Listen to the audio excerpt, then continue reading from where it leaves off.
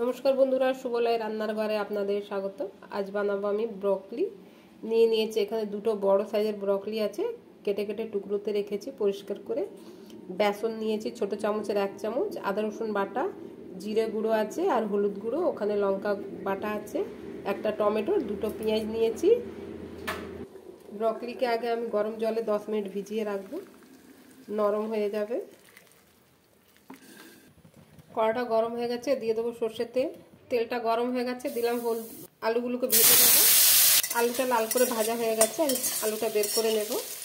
ব্রকলিটাকেও একটু ভেজে নেব, বেশি ভাজবো না, অল্পই ভাজবো। দেবো অল্প লবণ। ব্রকলিটা ভাজা হয়ে গেছে, তুলে নেব। দেবো আর অল্প সর্ষের তেল, দেবো তেজপাতা, দিয়ে দেবো পেঁয়াজ, দিয়ে দেবো আদা রসুন বাটা, দিলাম জিরে গুঁড়ো, কাঁচা লঙ্কা বাটা, দেবো হলুদ গুঁড়ো, অল্প জল দিয়ে মশলাটা কষানো হয়ে গেছে, দিয়ে দেবো বেসন। বেসনটা দিলে একটু মাখো মাখো হবে। মশলাটায় বেসনের সাথে ভেজে নেব। দিয়ে দেবো কেটে রাখা টমেটো, দেবো স্বাদ মতো লবণ, দিয়ে দেবো ভেজে রাখা আলু, ভালো করে কষিয়ে নেব। দিয়ে দেবো ছাড়ানো কড়াইশুঁটি, দিয়ে দেবো ভেজে রাখা ব্রকলি, নাড়াচাড়া করে ঢাকনা লাগিয়ে সেদ্ধ হতে দেবো।